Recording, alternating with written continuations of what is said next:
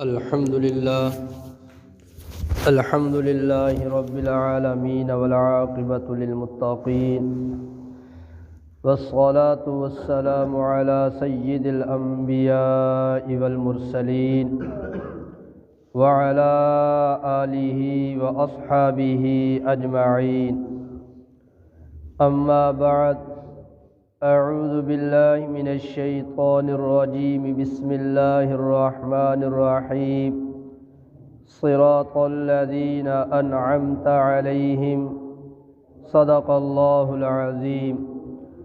اللهم صل على سيدنا ومولانا محمد وعلى آل سيدنا ومولانا محمد وبارك وسلم.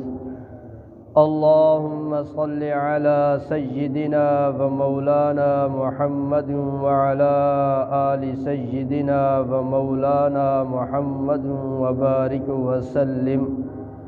اللهم صل على سيدنا ومولانا محمد وعلى آل سيدنا ومولانا محمد وبارك وسلم. بسم اللہ الرحمن الرحیم. صراط الذین انعمت علیہم. اے اللہ، ہمیں ان لوگوں کے راستے پر چلا جن پر تو نے انعام فرمایا. تو وہ کون لوگ ہیں جن پر اللہ تعالیٰ نے انعام عطا فرمایا؟ تو قرآن نے وہ 4 طبقے بیان فرمائے.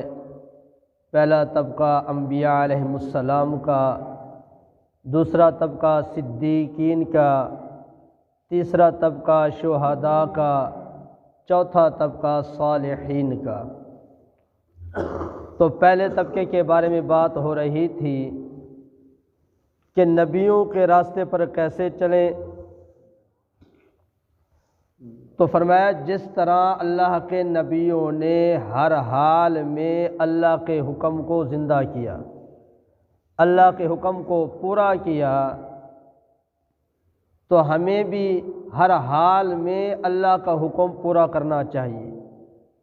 اپنا نقصان نظر آئے کوئی پرواہ نہیں، مالی نقصان ہو، جانی نقصان ہو، کوئی پرواہ نہیں. میرا کام بننے یا نہ بننے، میں اللہ کے حکم کو پورا کروں.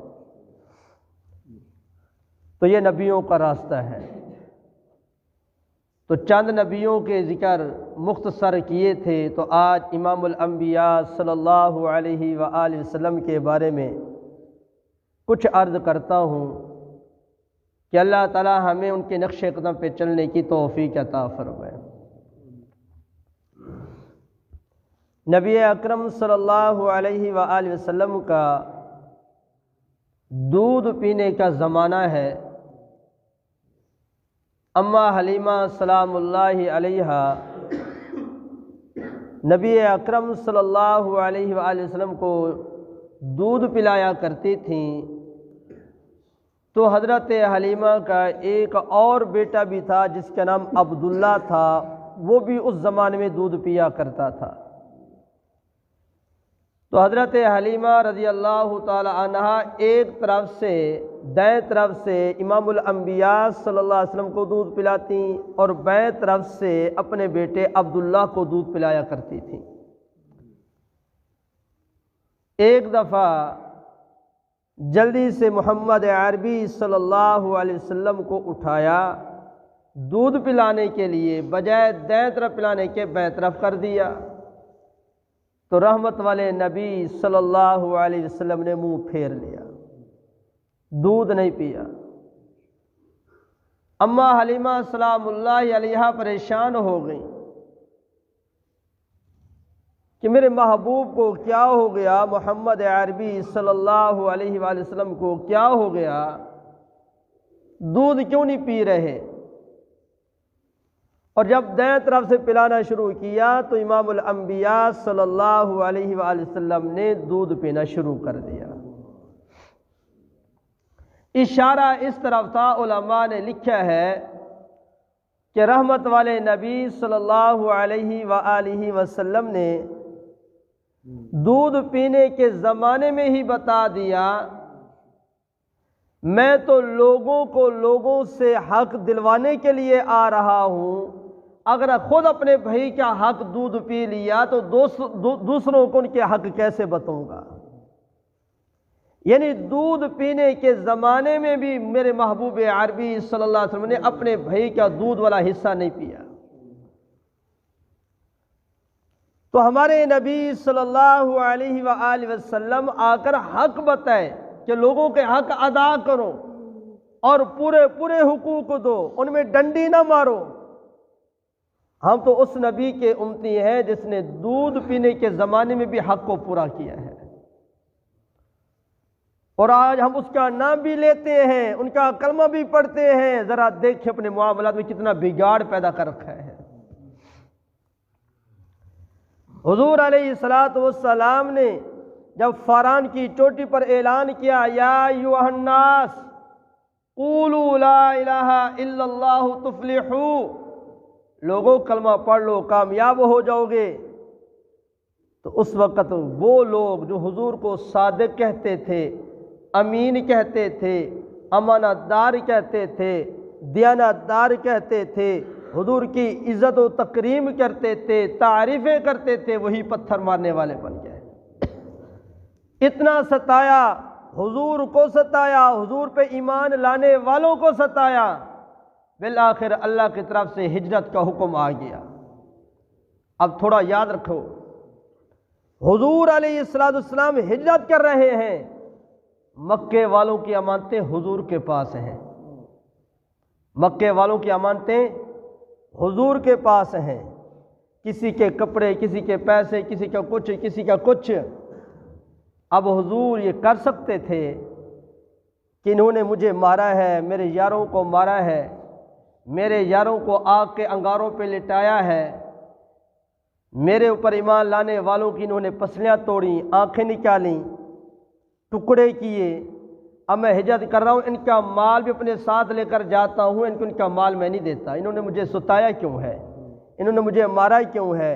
انہوں نے تانگے کیوں کیا؟ حضور کافروں کا مال لے کر جا سکتے تھے، لیکن نہیں۔ حضور علیہ السلام نے حضرت علی رضی اللہ تعالی عنہ سے فرمایا، علی، اللہ کا حکم آ گیا ہے، میں ہجرت کر کے جا رہا ہوں، یہ امانتیں کافروں کی میرے پاس ہیں، مشرکین کی میرے پاس ہیں، یہ تو رکھ، یہ فلاں کی امانت ہے، یہ فلاں کی ہے، یہ فلاں کی، یہ فلاں کی۔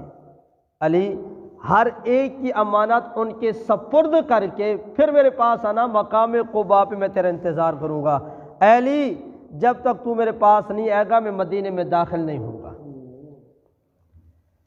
اب یہاں سے اندازہ لگاؤ، حضور علیہ السلام کے جانی دشمن، جان کے بھی دشمن، ایمان کے بھی دشمن، لیکن حضور ان کی بھی امانت میں خیانت نہیں کر رہے، حضور ان کا بھی مال نہیں کھا رہے، ان کی امانت، ان کا مال ان کے سپرد کرنے کی ترتیب بنا دی۔ علی، تو نے یہ ہر ایک کو لازمی پہنچانا ہے۔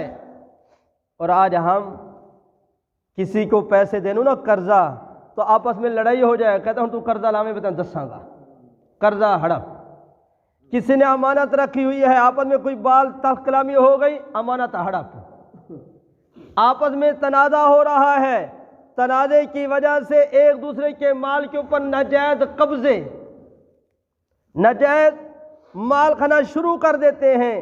اے ہم تو اس نبی کے امتی ہیں جو پتھر کھا کر بھی، اپنے دان مبارک شہید کرا کر بھی، طیف کی وادیوں میں پتھر کھا کے، اپنا جسم مبارک زخموں سے چورو چور کرا کے، جوتے مبارک لہو لہان کرا کے، پھر بھی کسی کا حق نہیں کھایا۔ حق والوں کو حق دیا، اگرچہ کافر ہی کیوں نہیں تھے، ان کا حق ان کے سپرد کر دیا۔ اور ہم کلمہ نبی کیا پڑھتے ہیں، دعویٰ نبی کے امتی کیا کرتے ہیں نبی کے امتی، اور ہمارا حال کیا ہے ہم دیکھیں۔ میں تو کہتا رہتا ہوں، آج ہم بہادر بن کے، پہلوان بن کے، شیر بن کے لوگوں کا مال ناجائز ہڑپ کرتے رہیں گے، آخر کب تک کھائیں گے؟ آخر کب تک کھائیں گے؟ پھر بھی تو موت ہے، پھر بھی تو قبر ہے۔ یہ معاف نہیں ہوگا، حقوق العباد معاف نہیں ہوگا، روپے روپے کا حساب ہوگا۔ آج جو ہم ہیرا پھیری کر لیتے ہیں اور ہیرا پھیری کے ذریعے اپنے حلال مال کو بھی حرام کر دیتے ہیں۔ 99 روپے حلال کے ہوں، 1 روپیہ حرام کو مل گیا، وہ 99 بھی حرام ہو گئے۔ جس کے اوپر زکوٰۃ فرض ہے وہ صحیح طریقے سے زکوٰۃ نہیں نکالتا، اس کا حلال بھی حرام ہو جاتا ہے۔ عشر فرض ہے، اللہ کا حکم ہے، صحیح طریقے سے نہیں دیتا، اس کا حلال بھی حرام ہو جاتا ہے۔ اور ہم تو 20 کلو کسی کو دے دیے، 10 کلو کسی کو دے دیے، 2 کلو کسی کو دے دیے، جی الحمدللہ ہم نے تو عشر ادا کر دیا۔ یہ عشر نہیں، جو زمین سے نکلے سب سے پہلے عشر نکالیں، کھاد کا حساب بعد میں کریں، سپرے کا حساب بعد میں کریں، مزدوری کا حساب بعد میں کریں، بیج کا حساب بعد میں کریں، محنت مزدوری کا حساب بعد میں کریں، پہلے پورا عشر نکالیں۔ تو میں عرض کر رہا تھا، ہم اس نبی کے امتی ہیں جس نے اپنا تو اپنا، پرایوں کا حق بھی ان کے تک پہنچایا۔ اور آج ہم مسلمان ہیں، ہر ایک اپنا اندازہ لگائے۔ ایک کتابوں میں واقعہ لکھا ہے، بڑا عجیب واقعہ ہے، ایمان کی سطح کا واقعہ ہے۔ آج ہمارا اس درجے کا ایمان نہیں ہے، اگر ایمان ہو تو کسی کے 1 روپیہ بھی ہمیں میٹھا نہ لگے۔ ایک بزرگ کا واقعہ لکھا ہے، وہ اپنا واقعہ خود آپ بیان کرتے ہیں،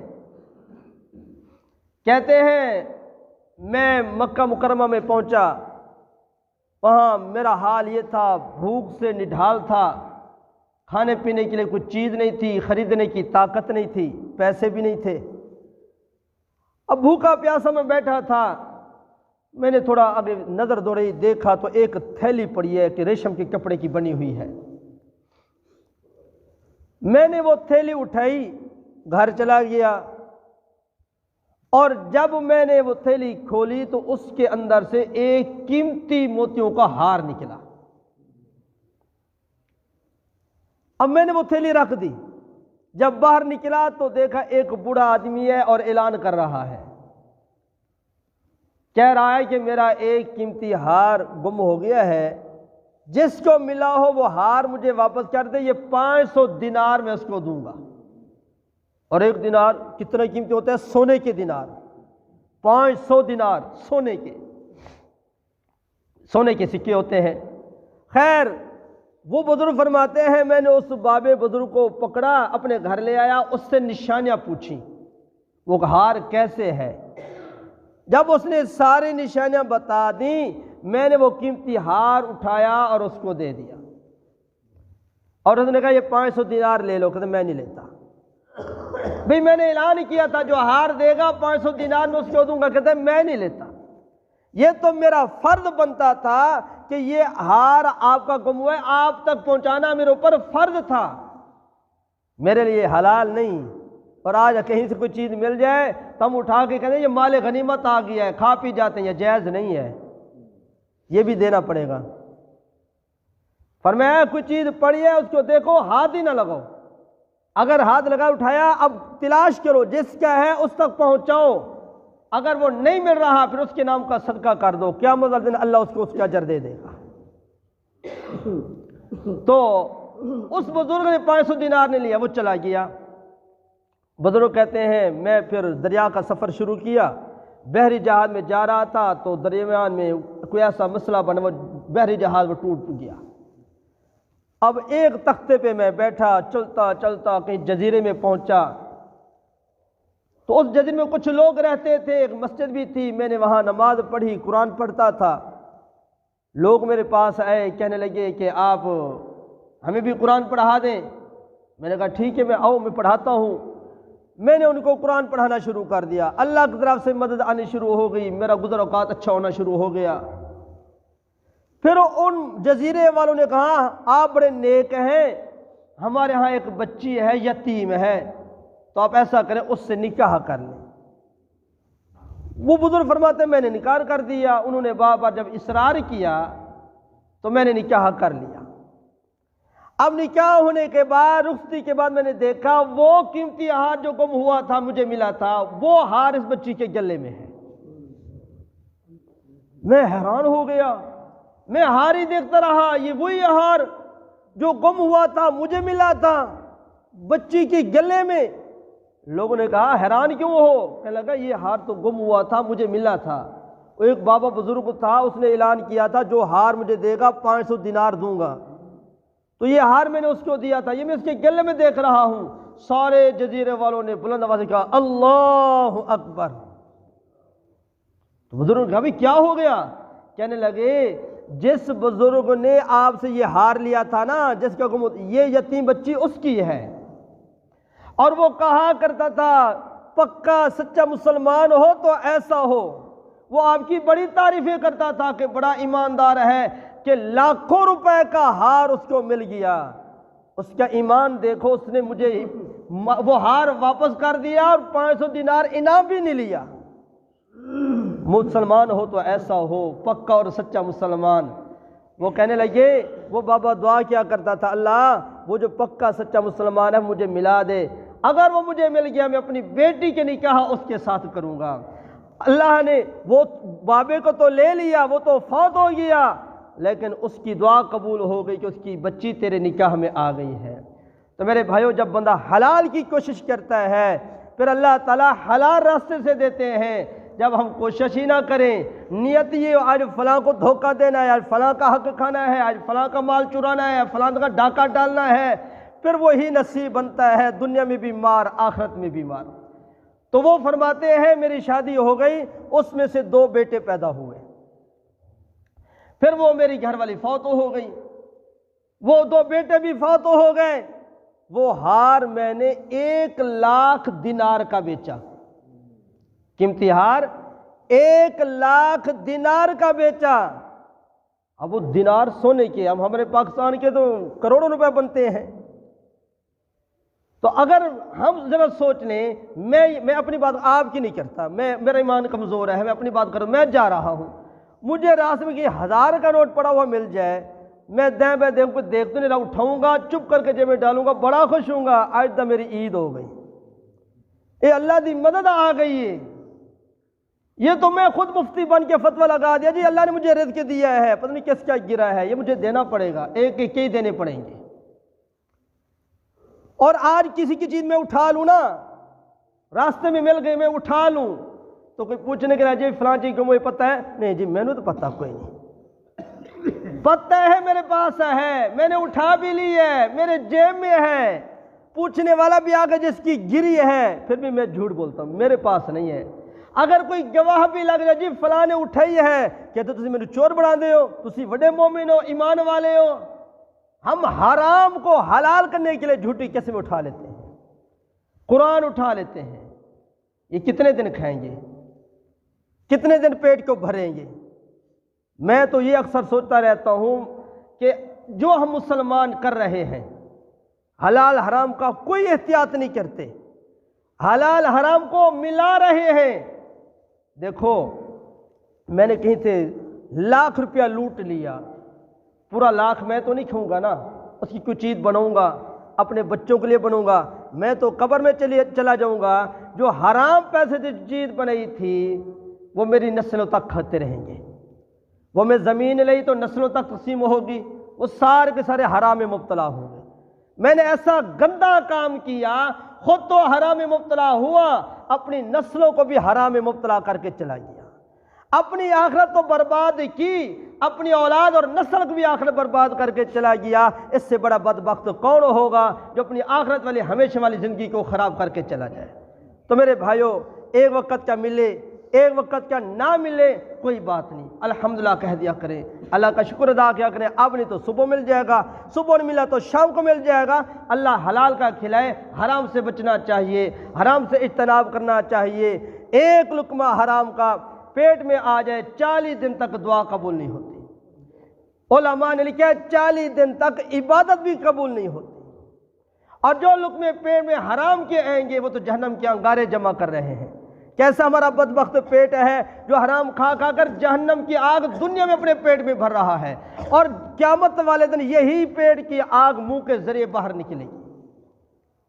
تو اس لیے ہمارے بول میں دھوکہ نہیں ہونا چاہیے، اچھے بول بولنے چاہیے، کسی کے مال کو ناجائز استعمال نہیں کرنا چاہیے، کسی کو دھوکہ نہیں دینا چاہیے، اپنے پاک کمائی ہو، حلال کمائی ہو، تھوڑی ہی کیوں نہ ہو، اللہ اس میں برکت ڈال دے گا۔ عزت والی ہو، احترام والی ہو، اس لاکھوں کی کیا ضرورت؟ دھوکہ دے کے لاکھوں تو جمع کر لیے، ہر بندہ ذلیل کر رہا ہے، ہر ایک اس کی توہین کر رہا ہے، ہر ایک اس کی برائیاں بیان کر رہا ہے، فلانا یوں ہے، فلانا یوں ہے، کیا فائدہ؟ دنیا میں بھی بدنامی، آخرت میں بھی مار ہے۔ اللہ تعالیٰ سے دعا ہے جو کہا سنا گیا، اللہ تعالیٰ ہم سب کو اخلاص کے ساتھ عمل کرنے کی توفیق عطا فرمائے۔